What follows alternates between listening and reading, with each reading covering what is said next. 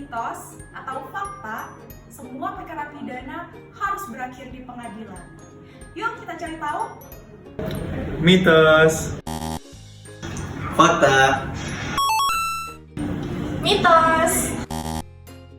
Fakta sih. Mitos.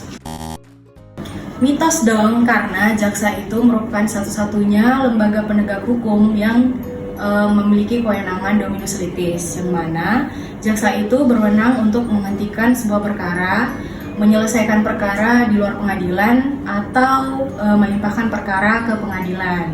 Nah, penghentian penuntutan ini diatur dalam Peraturan Kejaksaan Nomor 15 Tahun 2020 tentang penghentian penuntutan berdasarkan keadilan restoratif. Nah, dalam undang-undang itu dikatakan bahwa ada ketentuan-ketentuan maupun syarat-syarat terhadap perkara-perkara yang akan dihentikan berdasarkan keadilan restoratif.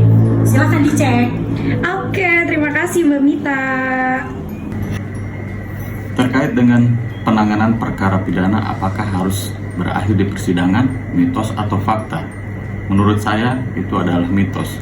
Karena kenapa? Karena untuk saat ini proses peradilan pidana tidak lagi mengacu kepada retributive justice. Hal tersebut tentunya memunculkan kontaminasi terhadap hukum pidana dan penyelenggaraan peradilan yang berorientasi kepada pelaku kejahatan dengan mempertanyakan mengapa keadilan justru diberikan kepada orang yang melanggar hukum pidana dan tidak kepada orang yang terlanggar haknya sebagai yang menderita atau dirugikan secara langsung akibat adanya pelanggaran hukum pidana. Nah, dengan bergesernya orientasi hukum pidana yang semula menekankan kepada aspek pembalasan berupa pemidanaan, kini lebih menitik beratkan kepada pemulihan demi menjaga nilai kemanusiaan dan keadilan di masyarakat. Untuk itu, penerapan keadilan restoratif justice menjadi kebutuhan hukum yang memang tidak dapat dihindari dalam praktek penegakan hukum di Indonesia. Restoratif justice sendiri merupakan salah satu jalan untuk menyelesaikan kasus-kasus pidana yang melibatkan masyarakat, korban, dan pelaku kejahatan dengan tujuan agar tercapainya keadilan bagi seluruh pihak, sehingga diharapkan dengan terciptanya suatu keadaan yang sama seperti sebelum kejadian kejahatan dan mencegah kejahatan lainnya yang lebih lanjut.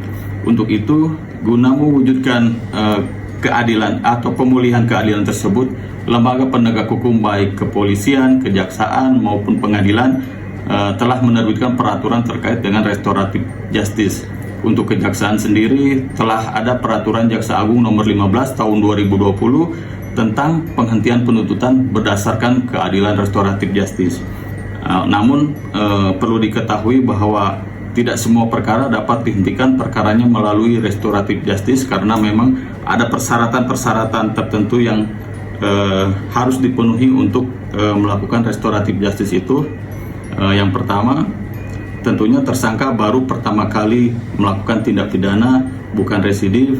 Kemudian tindak pidana hanya diancam dengan pidana denda dan tidak pidana penjara tidak lebih dari 5 tahun. Kemudian tindak pidana yang dilakukan, nilai barang bukti atau nilai kerugian yang ditimbulkan akibat dari tindak pidana itu tidak lebih dari Rp2.500.000. Kemudian juga tentunya ada kesepakatan perdamaian antara korban dengan tersangka, dan yang terakhir tentunya ada respon positif dari masyarakat.